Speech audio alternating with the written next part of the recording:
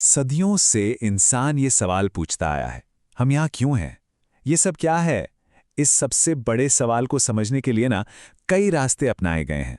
आज हम ऐसे ही दो बिल्कुल अलग फिलोसॉफिकल आर्ग्यूमेंट्स की दुनिया में चलेंगे जो इसी सवाल का जवाब ढूंढने की कोशिश करते हैं। तो चलिए, एक सवाल से शुरू करते हैं। क्या किसी चीज को साबित करने के लिए उसे देखना, सुनना या छूना जरूरी होता है? या फिर क्या ऐसा हो सकता है कि किसी चीज का होना सिर्फ कागज पर, मतलब प्योर लॉजिक और डेफिनेशंस के जरिए भी साबित किया जा सके? बस यही है आज की हमारी पूरी पड़ताल का सेंटर पॉइंट। तो इस सवाल के जवाब तक पहुंचने के लिए दो एकदम अलग अलग रास्ते हैं। पहला है द आर्ग्यूमेंट फ्रॉम डिजाइन, जिसे हम कह सकते हैं डिजाइन का तर्क।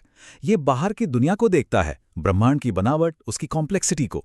इसकी पूरी बुनियाद हमारे एक्सपीरियंस और ऑब्जर्वेशन पर टिकी है। और दूसरा रास्ता वो एकदम उल्टा है, उसे कहते हैं द ऑन्टोलॉजिकल आर्ग्यूमेंट या सत्तामूलक तर्क। ये बाहर नहीं देखता बल्कि अंदर की तरफ सिर्फ लॉजिक और डेफिनेशंस की दुनिया में झांकता है। ठीक है, तो चलिए पहले रास्ते पर चलते हैं, डिजाइन का तर्क। इसका सबसे सीधा साधा आइडिया ये है कि जब हम अपने आसपास की दुनिया को देखते हैं तो उसमें एक ऑर्डर, एक पर्पस नजर आता है। ऐसा लगता है जैसे जैसे कोई बहुत ही प्रिसाइजली बनाई गई मशीन हो। इस आइडिया को सबसे अच्छे तरीके से समझाया 1802 में विलियम पेली ने अपनी वॉचमेकर एनालॉजी के जरिए। उन्होंने कहा, जरा सोचिए, अगर आपको जमीन पर एक घड़ी पड़ी मिले तो आप फौरन समझ जाएंगे कि अरे, इसे तो किसी ने बनाया है ना? किसी ने सोच समझकर इसके पुर्जों को जोड़ा है ताकि वो सही समय बता सके। ये एक ऐसा तर्क है जो पहली बार में सुनने में बहुत ही नेचुरल लगता है। तो ये घड़ीसाज वाला तर्क आखिर काम कैसे करता है? देखिए, एक घड़ी में क्या होता है, कई छोटे छोटे कॉम्प्लेक्स पार्ट्स हैं जो एक साथ मिलकर एक मकसद पूरा करते हैं, समय बताना। तो जाहिर सी बात है, इसका एक डिजाइनर होगा, एक घड़ीसाज। अब इस तर्क को मानने वाले कहते हैं कि जरा ब्रह्मांड को देखिए, यहां भी तो खरबों कॉम्प्लेक्स सिस्टम्स हैं, जैसे कि इंसान की आंख, जो एक साथ मिलकर काम कर रही हैं। इनका भी एक क्लियर पर्पस है। तो फिर सवाल उठता है, क्या इसका भी कोई इंटेलिजेंट डिजाइनर है? और पता है, ये सोचने का तरीका कोई नया नहीं है। इसकी जड़ें तो बहुत बहुत गहरी हैं। प्राचीन ग्रीस में सुकरात से लेकर फिर रोमन स्टोइक्स तक, और उसके बाद मध्य युग में थॉमस एक्विनास से होते हुए विलियम पेली तक। मतलब हजारों सालों से फिलोसोफर्स को इस दुनिया में एक डिजाइन नजर आता रहा है। इस तर्क का जो आज का मॉडर्न वर्जन है वो है फाइन ट्यून्ड यूनिवर्स की थ्योरी। स्टीफन हॉकिंग जैसे वैज्ञानिकों ने यह कैलकुलेट किया कि अगर बिग बैंग के ठीक 1 सेकंड बाद यूनिवर्स के फैलने की रफ्तार सिर्फ 100 करोड़ में से एक हिस्से से भी कम होती तो पूरा का पूरा ब्रह्मांड वापस सिकुड़कर खत्म हो जाता। सोचिए, ये जो कमाल की सटीकता है यही कुछ लोगों के लिए डिजाइन का सबसे बड़ा सबूत बन जाती है। अच्छा, अब जो कुछ भी हमने अभी तक देखा है उसे एक पल के लिए भूल जाइए। घड़ी, ब्रह्मांड, ऑब्जर्वेशन, सब कुछ। क्योंकि अब हम एक ऐसी दुनिया में जा रहे हैं जहां सबूतों की नहीं, सिर्फ और सिर्फ प्योर लॉजिक की जरूरत है। यह है कर्ट गोडेल्स का सत्तामूलक प्रमाण, जो 20वीं सदी के महानतम गणितज्ञों में से एक माने जाते हैं। ये वाकई में एक जबरदस्त छलांग है। यहां कोई बाहर की दुनिया का ऑब्जर्वेशन नहीं है, कोई घड़ी या मशीन की एनालॉजी नहीं। एक मैथमेटिकल प्रूफ जैसा है जो बस कुछ शुरुआती नियमों, कुछ एक्सियम्स और डेफिनेशंस पर खड़ा है और फिर बस तर्क की सीढ़ियां चढ़ता जाता है। इसे समझने के लिए हमें गोडेल के टूल को समझना होगा। इसे कहते हैं मॉडल लॉजिक। ये संभावना और जरूरत का तर्क है। मतलब ये सिर्फ ये नहीं देखता कि क्या सच है, बल्कि ये भी देखता है कि क्या सच हो सकता था और क्या होना बिल्कुल जरूरी है। इसके लिए ये संभावित दुनिया या पॉसिबल वर्ल्ड्स की कल्पना करता है, यानी हर वो तरीका जिससे ये ब्रह्मांड हो सकता था। तो गोडेल के तर्क का जो पहला बिल्डिंग ब्लॉक है वो है पॉजिटिव प्रॉपर्टी का आइडिया। उन्होंने कुछ नियम बनाए, जैसे कि अगर ईमानदार होना एक पॉजिटिव प्रॉपर्टी है तो इसका उल्टा बेईमान होना पॉजिटिव नहीं हो सकता। सिंपल। और अगर किसी पॉजिटिव प्रॉपर्टी की वजह से कोई और प्रॉपर्टी आती है तो वो भी पॉजिटिव ही होगी।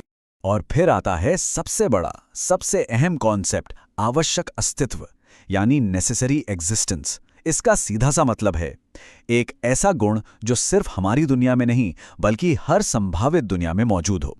और यहीं पर गोडेल अपना सबसे बड़ा दांव खेलते हैं। वो कहते हैं कि ये जो आवश्यक अस्तित्व है ये अपने आप में ही एक पॉजिटिव प्रॉपर्टी है। तो गोडेल का ये लॉजिकल सफर आखिर दिखता कैसा है? चलिए इसे स्टेप बाय स्टेप समझते हैं। सबसे पहले वो ईश्वर समान को डिफाइन करते हैं। एक ऐसा बीइंग जिसमें दुनिया के सारे पॉजिटिव गुण हों। फिर वो तर्क देते हैं कि ऐसे बीइंग का होना कम से कम एक पॉसिबल वर्ल्ड में तो संभव है। अब क्योंकि आवश्यक अस्तित्व खुद एक पॉजिटिव गुण है, तो इस ईश्वर समान बीइंग में ये गुण भी होना ही चाहिए। और सोचिए, अगर किसी चीज में आवश्यक अस्तित्व का गुण है, तो परिभाषा के हिसाब से उसे सिर्फ एक नहीं बल्कि हर पॉसिबल वर्ल्ड में मौजूद होना होगा। और इसका मतलब है हमारी अपनी दुनिया में भी। अब जाहिर सी बात है, इतने बड़े बड़े दावों को बिना चुनौती के तो नहीं छोड़ा जा सकता। इन दोनों ही तर्कों की बहुत गहरी, बहुत सीरियस आलोचनाएं हुई हैं। तो चलिए अब जरा उन पे नजर डालते हैं। तो ये देखिए, एक नज़र में दोनों तर्कों की सबसे बड़ी आलोचनाएं। डिजाइन तर्क पर डेविड ह्यूम जैसे फिलोसोफर्स ने कहा कि भाई घड़ी और ब्रह्मांड की तुलना ही ठीक नहीं है।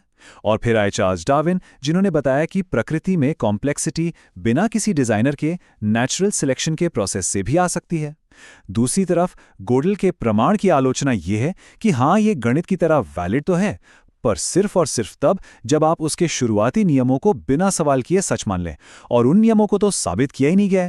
डिजाइन तर्क की एक बहुत ही पावरफुल मॉडर्न क्रिटिसिज्म आती है रिचर्ड डॉकिंस की तरफ से। वो कहते हैं कि अगर आप दुनिया की कॉम्प्लेक्सिटी को समझाने के लिए एक डिजाइनर को ले आते हैं, तो फिर सवाल ये उठता है कि उस डिजाइनर को किसने डिजाइन किया, जो कि उससे भी ज्यादा कॉम्प्लेक्स होगा। ये एक ऐसा सवाल है जिसका कोई अंत नहीं है, ये बस चलता ही जाएगा। और गोडेल के प्रमाण की सबसे बड़ी चुनौती असल में इसकी अपनी ही बनावट है। ये लॉजिकली एकदम परफेक्ट है। मतलब अगर आप इसके शुरू के 5 एक्शियम्स को मान लेते हैं, तो आपको इसका नतीजा भी मानना ही पड़ेगा। लेकिन ये उन एक्शियम्स को सच साबित नहीं करता। और सबसे मजेदार बात तो यह है कि खुद गोडेल भी इसे लेकर इतने कॉशियस थे कि उन्होंने इसे कभी पब्लिश ही नहीं करवाया।